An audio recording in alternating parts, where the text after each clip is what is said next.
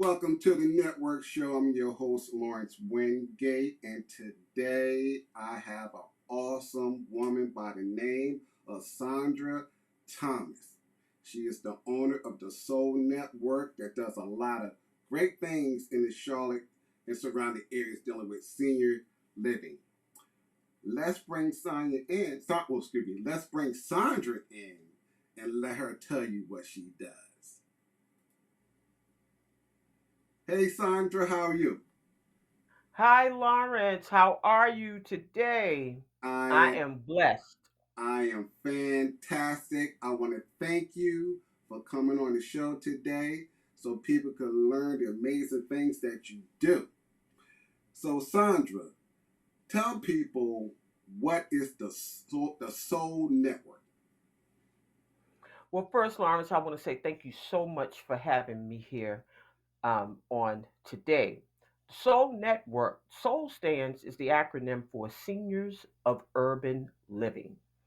And what we do is we provide educational as well as health resources, not just for the senior, but for their caregiver as well. And our motto is that we know that it takes a village to raise our children, but it takes that same village to care for and protect our seniors. That's what I'm talking about. So, why why did you create the Soul Network? The inspiration to start the Soul Network that came from the Almighty God. After becoming a caregiver myself, relocating my mom and my late uncle, Bubba Scott, came to North Carolina, I realized that there were a lot of gaps in services when it came to me advocating on behalf of my uncle, who was actually a veteran. And I also realized that the turnaround time to acquire services, it took so long. And that was because of the lack of staffing in various agencies. And so I says, well, whether instead of just complaining about it, let me do my part to do something about it. And that is why I started the Soul Network, just to be an informational hub where seniors and their families could go to get information. Because when somebody at the last minute or unexpectedly have to become a caregiver because their loved one has suffered from some type of catastrophic health event, a lot of times people don't know where to go and where to start. They get nervous, they're afraid. And so it was on my heart to be that network that they could come to get the information that they need so that they could care for their loved ones. Okay. So, you started because you seen the need, right? Based on your experience. Hmm. Um, what other experiences have you seen where people who's trying to take care of their loved ones, but they're unable to take care of them because they don't know the resources out there or the red tape that they had to go through in order to take care of their loved ones? Hmm. That's a very good question. So here are the things that I experienced and I saw. Number one, fear.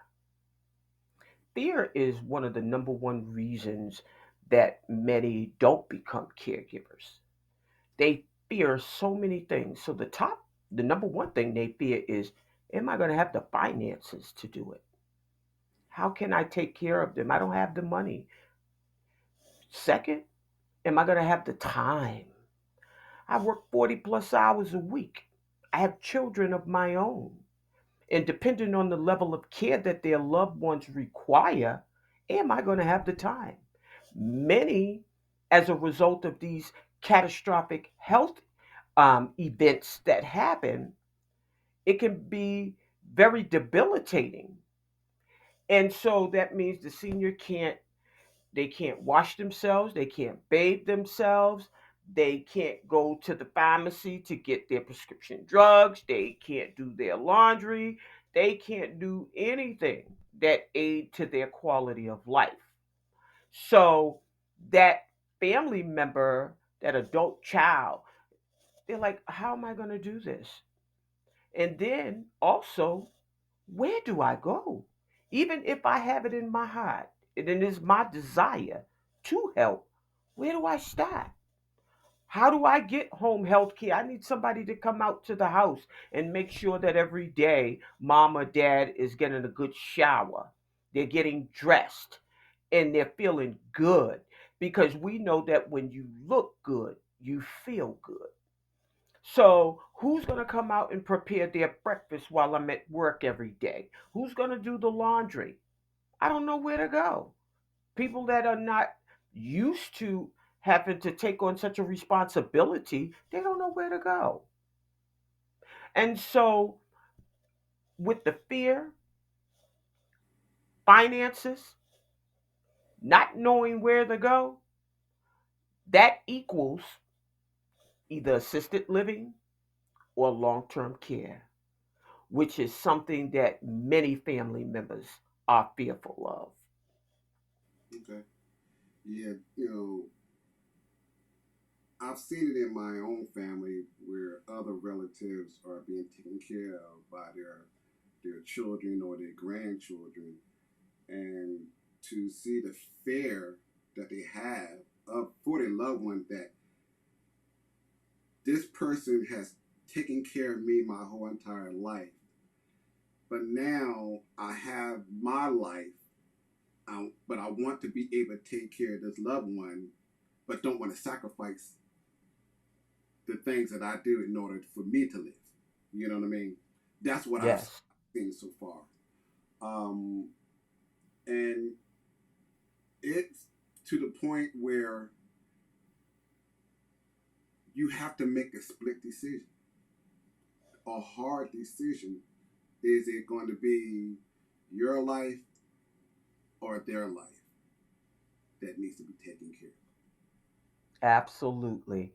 And for me,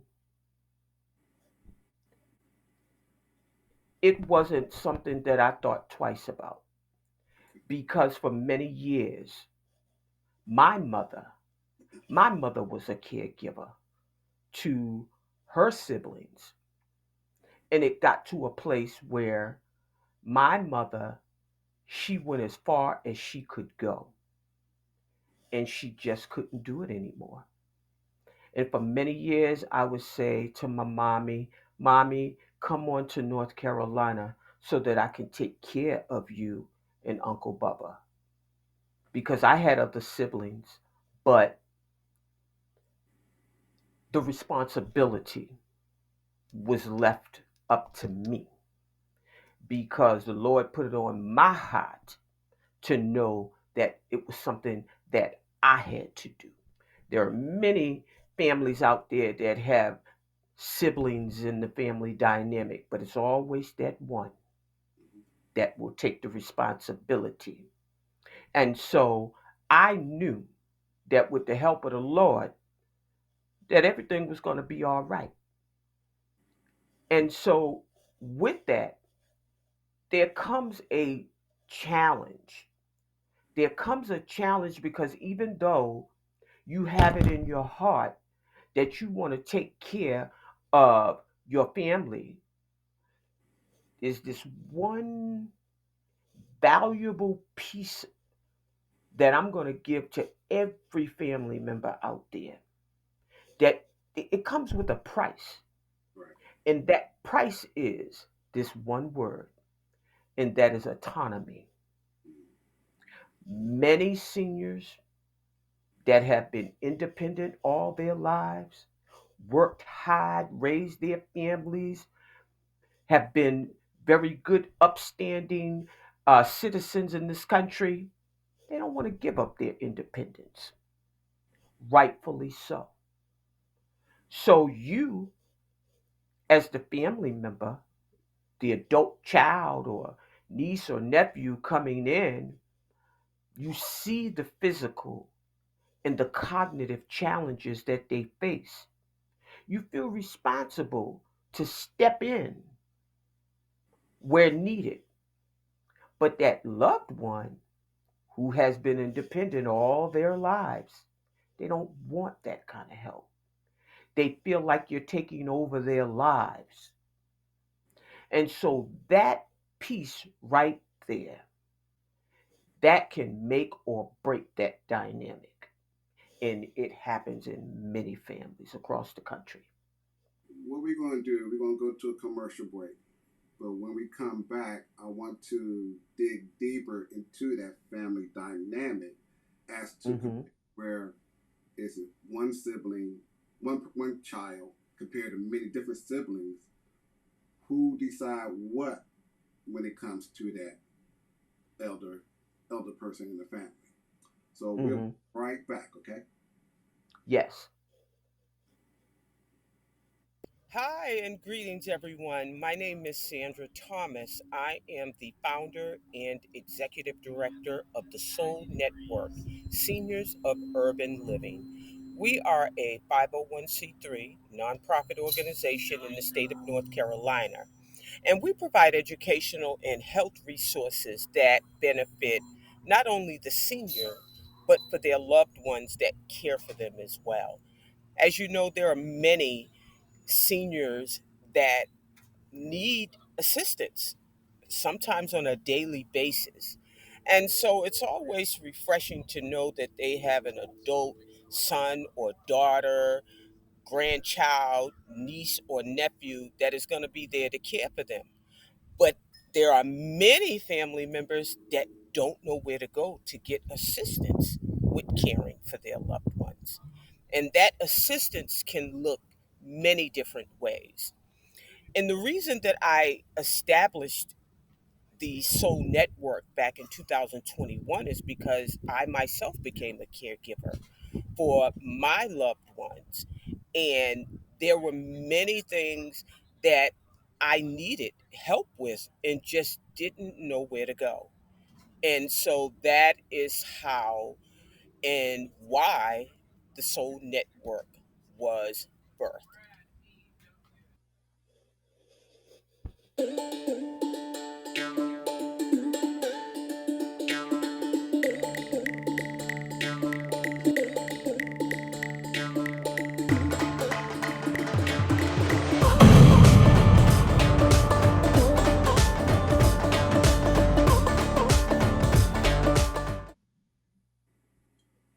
Welcome back to the show. Sandra, Yeah. when we left off, we were talking about the dynamic of that family, of the family. What has been your experience of seeing compared to one child, compared to several siblings taking care of that elderly person, that parent, that grandparent? And what are the pitfalls, if you can answer that question? What are the pitfalls of having one child compared to multiple children, trying to make that decision of how we're going to take care of mom, pop, or grandma, granddad? Good question. Two things. Number one, every family has a history. Every family has a history. Many people may not be privy to that information on the history, which is why sometimes many can be very judgmental. So they may see one child taking the responsibility, and then the other children don't want to assist. But they have to remember there's always a reason for that. Laziness, They're so consumed with their own lives that they don't want to step in to assist, or it could be a result of history. So, a lot of times, there are also power struggles within families.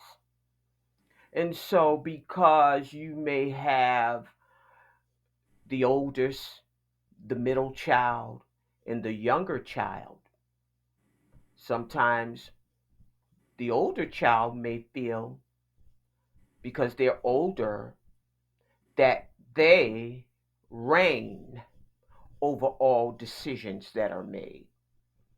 And so, these, between the history in a family, power struggle within that family dynamic, what ends up happening, there's a loss of communication, there's a loss of working together. And so, what ends up happening? Some people walk away, and then you got that one. But then, when we go back to that history, you don't know what has happened in that family.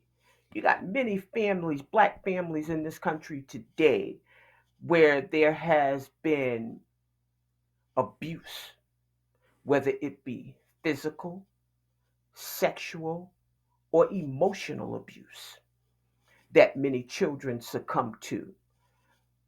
Many parents, they kind of like turn a deaf ear when the child tell them, well, somebody touched me or somebody hit me.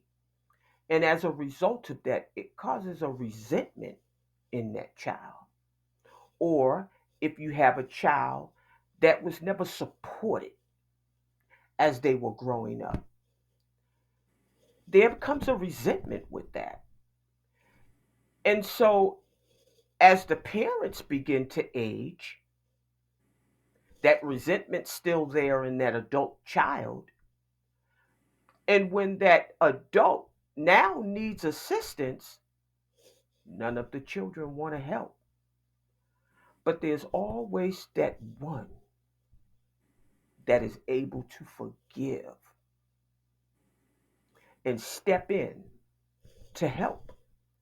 So when you talk about pitfalls, that is one of the pitfalls within a family dynamic. When you always see just that one, is a reason, history. All right. Yeah, I've seen that as well. Let's talk about, you and I have, many conversations about where the senior citizens has all the attention, right? Let's talk about the caregivers, all right? One of the things you had mentioned about and that you know, that I constantly have been thinking about is although that caregiver is the help that their patient or the person that they love, that family member, helping them not just with the physical aspect, but also the mental aspect as well. So therefore, let's discuss about the mental capacity of a caregiver. So when you think about the psychological ramifications of being a caregiver, there's so many, because many caregivers, they put their lives on hold and they put their loved one first. Many dreams and aspirations that people have become secondary. And that is because here before them, they have someone that just can no longer do the things that they used to do. You can see they need help. A lot of times the senior's trying to hold on, but you can see it. So you put your life on hold. Think about how that makes a person feel. Even though they're putting the person first, depending on what they have going on in their family dynamics. Everything comes to a stop. You got to move the person into your home, or you just have to come together and create a home environment. That, number one, can be very challenging. Then you think about the fact that you have to assist with getting the loved ones to various doctor's appointments, depending on what health issues they have.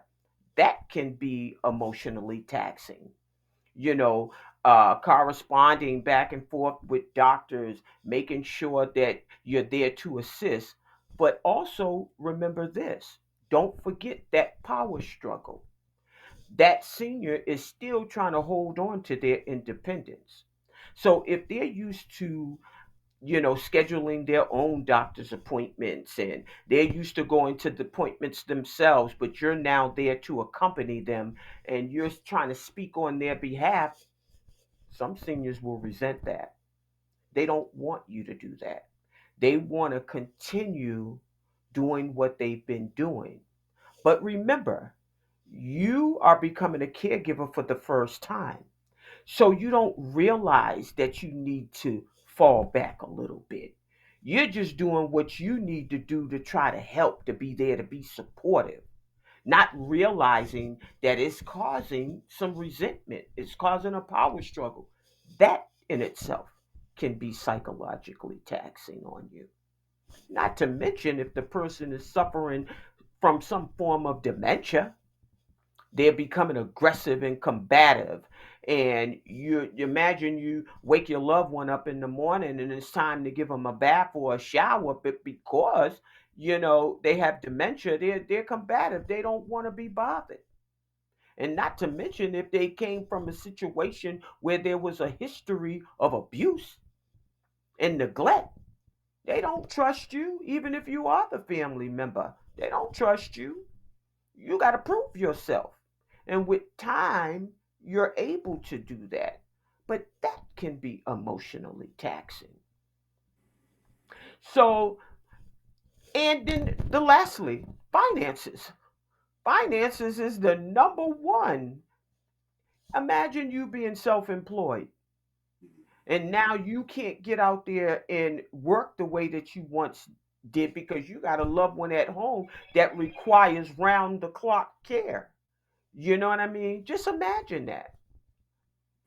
What are you going to do? So there are so many different examples of how it can psychologically, it can be taxing. So,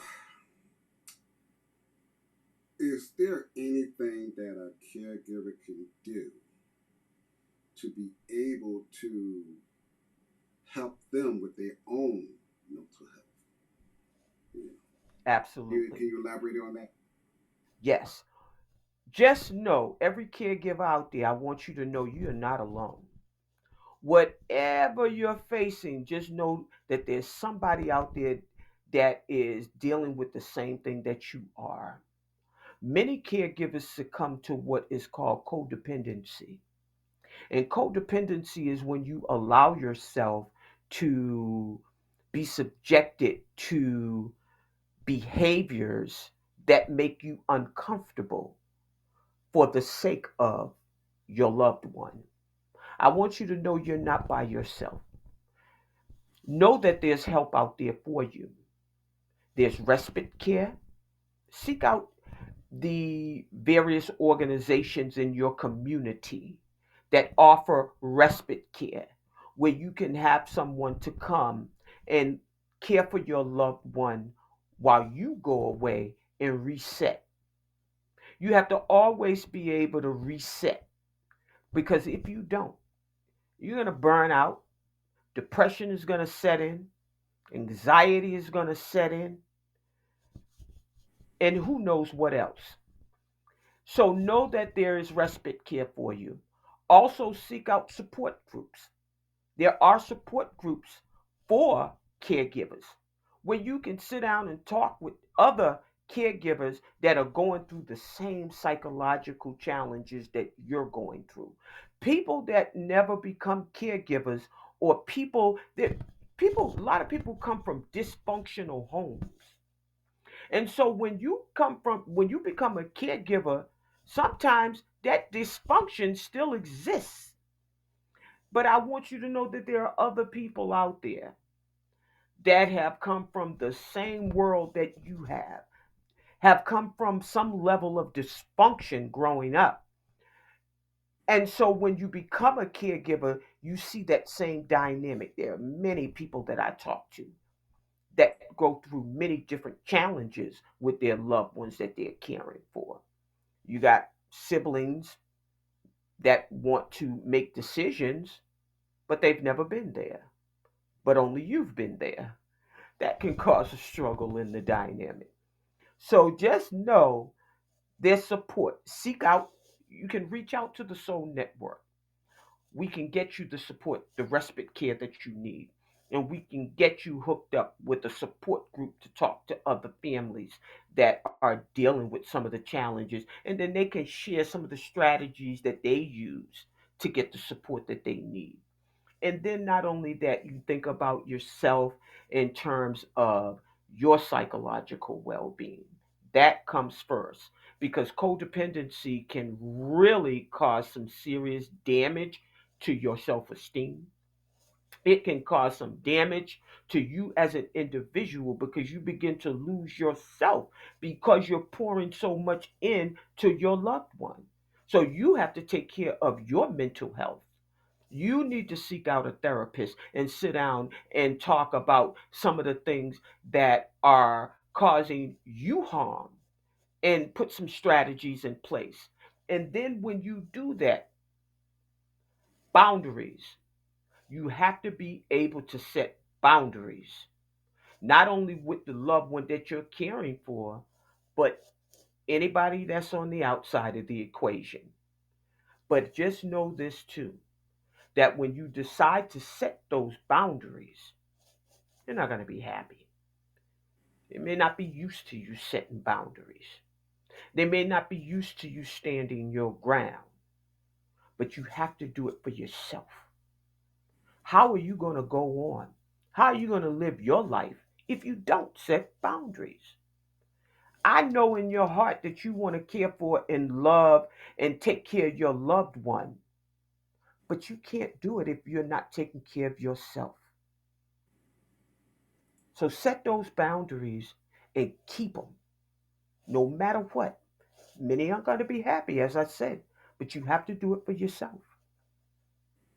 Okay, what we're going to do, we're going to go to our next commercial break, but I want to discuss a little bit more about what respite care is, you know, Hmm. and we'll talk about that on the other side of the break. All right? Yes. Yes. So when I think back on my journey of becoming a caregiver myself, it all started many years ago with my mother still living in Boston, Massachusetts, and I still residing here in North Carolina. My mother was the caregiver for her siblings, her two brothers. And one of her brothers that was still living was my uncle, the late Benjamin Bubba Scott, who had lived many years with Alzheimer's. And it had progressed to the point where my mom just could not provide the level of care that he required in the home. And me going to visit Boston and seeing the struggle, I had to move them closer to me so that I could look after them because I was the only sibling that was available to look after them.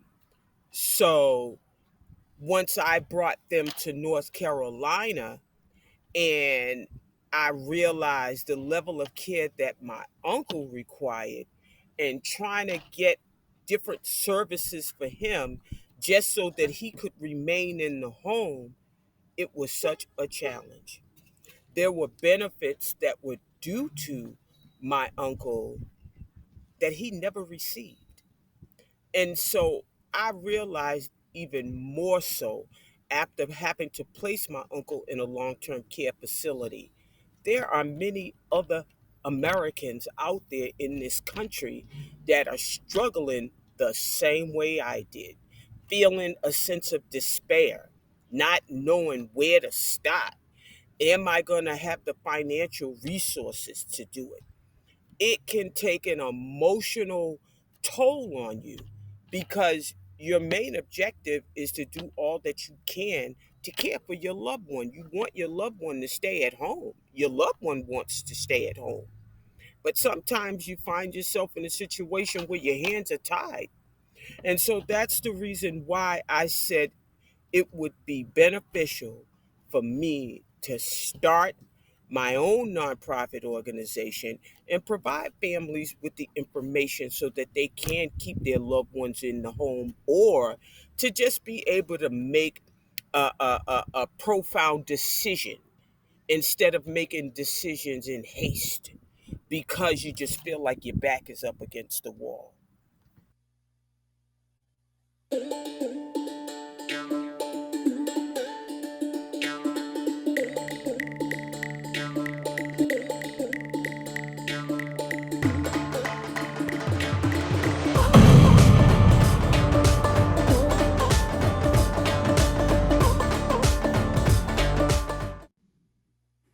Welcome back, Sandra. Yeah, before the break, you mentioned respite care. Can you, tell our audience and our listeners what is respite care is? Yes, respite care is something that all caregivers need for the benefit of your mental health, whether you be a caregiver taking care of a senior, whether you are a mother raising your children, even if you are a father, head of a household, and you're responsible for your family. They need respite care. Respite care offers you temporary relief from your responsibilities so that you can care for yourself mentally and physically. Now, as it relates to caregiving for our seniors, many can receive that respite care through various organizations that offer the different funding sources that they may need.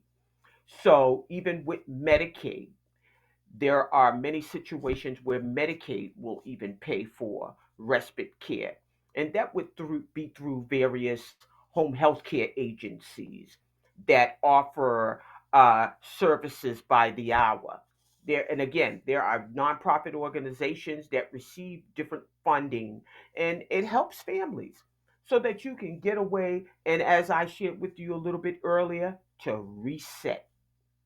I was blessed to be able to create my own little respite care, the way I would call it, my own respite care. I would get in my car and I would drive and go somewhere and spend the day there and get some relief and get that reset and come back and jump right back in.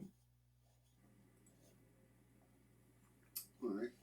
Yeah, uh, caregivers definitely need to be mentally fit, definitely need to have the rest, definitely need to have somebody take care of them in order for them to take care of others. It's like a it's a cycle of care that needs to be put in place as well. Because we coming to the tail end of the show, but I definitely want you to tell this story about your mother and the horse. Lawrence, well, I'm going to tell you something. My mommy was and is a soldier. She is a soldier.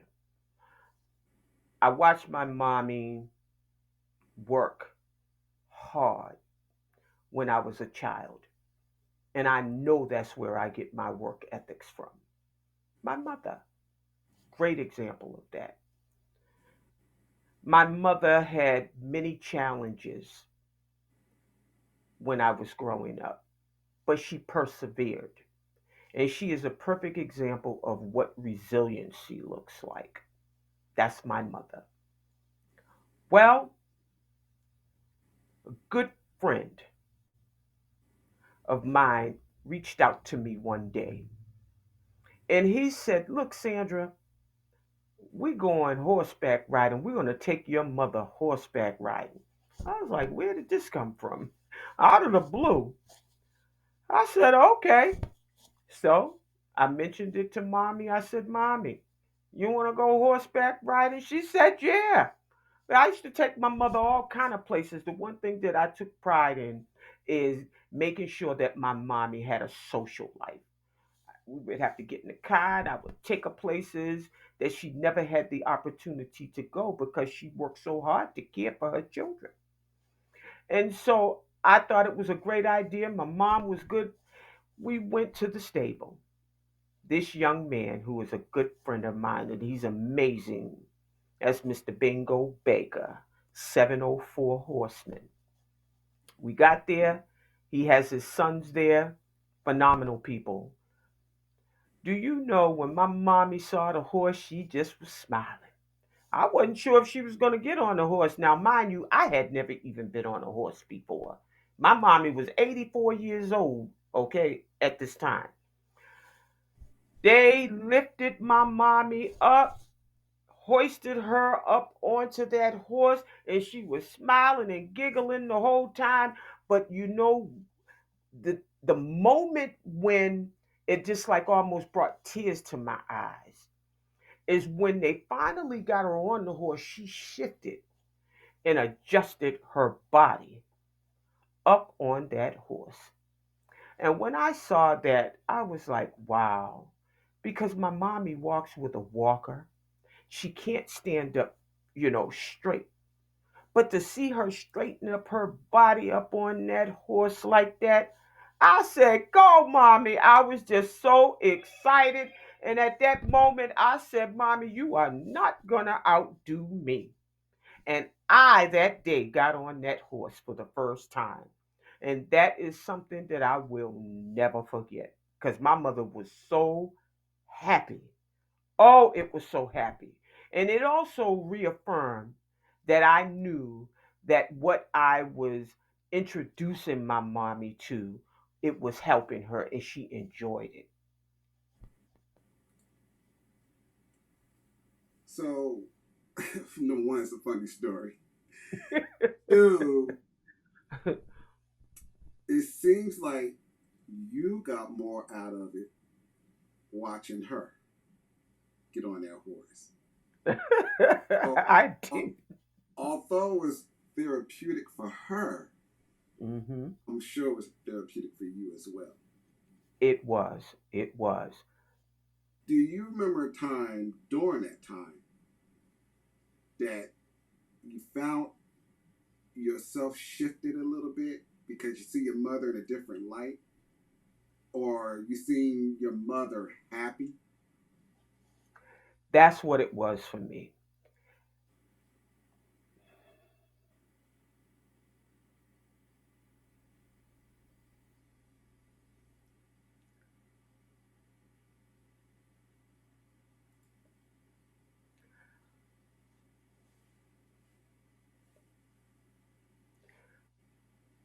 My mother was a hard-working woman.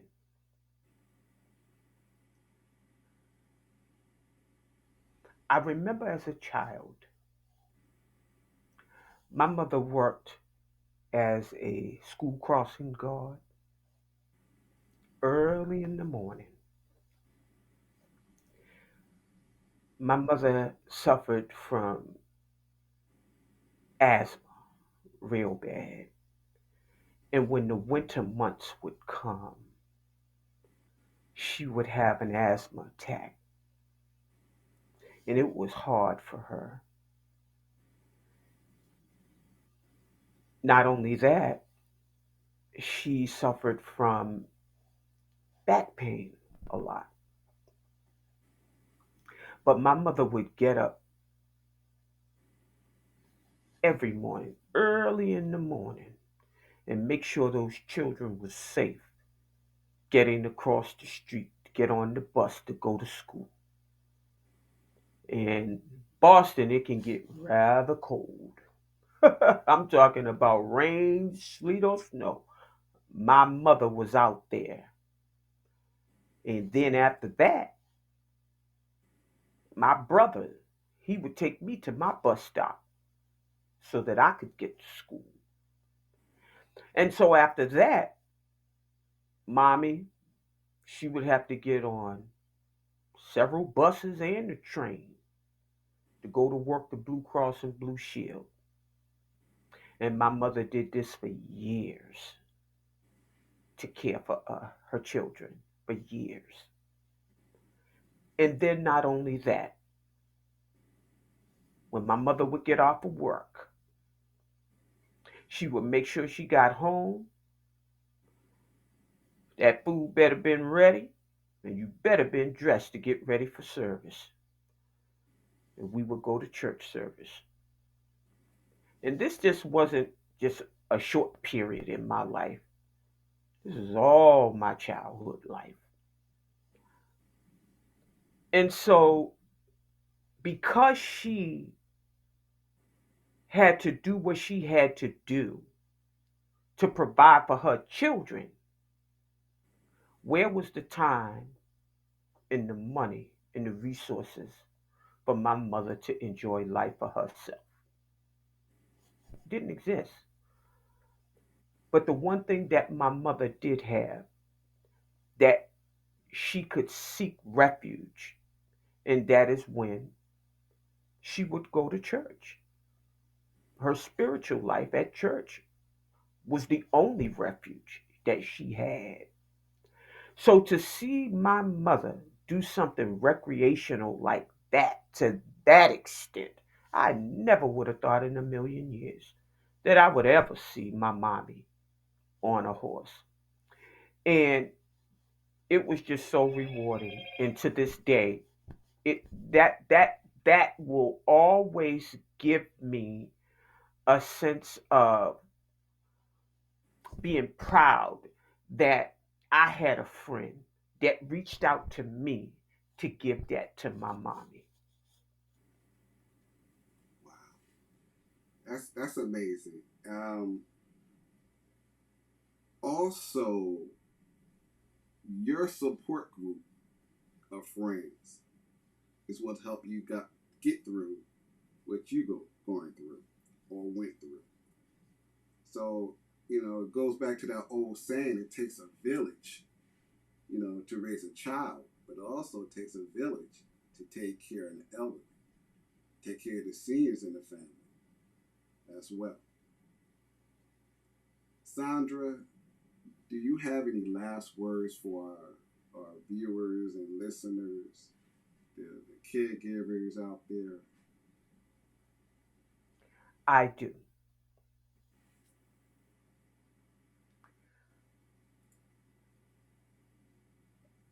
It starts early on. It doesn't just start when the seniors become seniors. It starts early on, creating positive relationships within the family. That is so important. Many families are broken because of history, and sometimes it becomes a cycle. And because of those broken families, those dysfunctional families, why do you think that there are so many seniors in long term care facilities and nobody goes to visit them? Nobody goes to see about them. It's because of the broken families and those cycles of abuse, neglect, and mistreatment. It's just so important If you are an elder child and you see dysfunction amongst your siblings, do all that you can to try to fix it. Don't condone it, try to fix it. Don't sit back and allow it to fester. Fix it. Because when you don't fix it, what happens? If the Lord allows you to live a ripe old age, who's going to come and see about you? Family's not going to come because of the dysfunction that was never fixed. That is what we can do. We can talk about what our government is or are not doing. We can talk about what our counties are not doing. We can talk about what long term cares and doctors and CNAs and nurses are not doing and social workers. But what did you do when you could? That is my advice. Fix the family dynamic when you see dysfunction happening so that when we get to this place in our ripe old age, there'll be many to look after us. Well said. How can our viewers get in contact with you? Well, all you have to do is go to the soul-network.org and reach out to me. I am so proud to say that I am embarking on some great new things for the Soul Network, especially for our seniors that have hearing disabilities, such as myself, and those that are visually impaired, such as myself. So we have a lot of great new um, added benefits that we're looking coming down the pike. So again, you can reach me at soul-network.org. Before we go, there's one thing and the last thing I need you to mention, and that's your event. Yes. So on April 26th at the 10 a.m. hour, I'm looking for everyone, not just the seniors and not just the caregivers. If you're young, teenagers, children, you all need to learn how to become a caregiver. Learn now. Learn what the process of aging looks like. Learn about cognitive and physical disabilities now. Learn what agencies are in place so that when that time comes, you won't second guess anything. You'll know just where to go. April 26th at the 10 a.m. hour at the United House of Prayer for All People, 2321 Bettysford Road. I need all of you to be in the building for the third annual Seniors and Caregivers Symposium. That's right. We have a wealth of agencies that are going to be out there providing all the information that you need. So we look forward to seeing you, okay? Thank you, Sandra, for all the good information you put out. Thank you for coming on the show. Thank you for being a friend. And until next time, I'll see you at the event. Yes, sir. Thank you so much, Lawrence, for having me. God bless you here. All right. Thank you, man. All right. All right, now. So, when you think about the challenges that seniors and caregivers face, one of the most profound challenges that I've seen firsthand for a senior is relinquishing their independence. When a senior has been used to taking care of themselves all of their lives, it is difficult for them to relinquish that independence. And sometimes it can cause a, a power struggle between the senior and their loved one that is caring for them. And not to mention if that senior is dealing with not only cognitive disabilities, but also physiological disabilities. You want to do all that you can to make sure that the senior doesn't fall. But if they're telling you, no, I can do it myself, then what are you to do? And if you find that your senior is forgetting to turn the stove off because they're dealing with cognitive decline, that can become a struggle. Well, I didn't leave the stove on. Well, you did leave the stove on. So there's always going to be that power dynamic.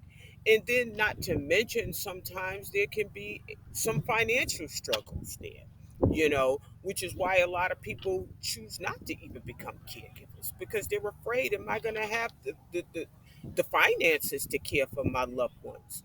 You know, and then you also have to think about the caregiver who works 40 plus hours a week. If the loved one requires a certain level of care in the home, what are they going to do? Do they quit their job to stay at home? And especially considering that the loved one is only receiving a certain benefit, whether it be Social Security disability, which is very minimal. So, there are so many different challenges that relate to the living arrangements and how the two get along. Because if a caregiver is used to living on their own, the senior is used to living on their own, and when they finally come together, there can be a struggle there. And I will say this: sometimes you may sit down with a loved one and you may carve out some details on what it's going to look like with the two of us living together.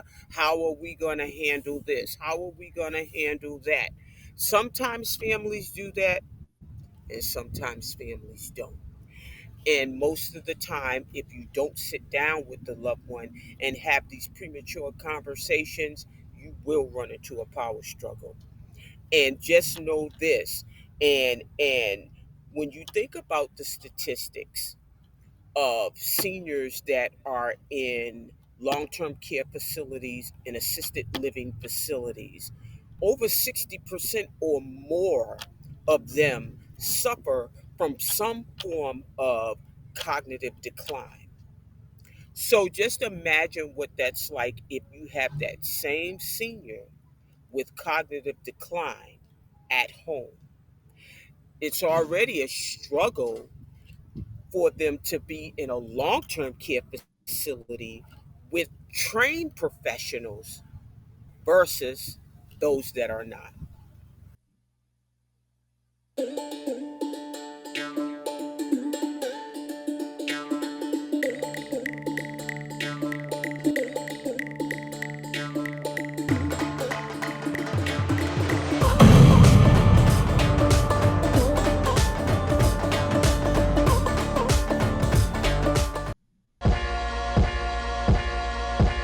Most important thing in business is honesty. Integrity, hard work. Family. Never forgetting where we came from. So you are what you are in this world. That's either one of two things. Either you're somebody or you're nobody. Most important thing in business is honesty. Family. Never forgetting where we came from. Either you're somebody or you're nobody.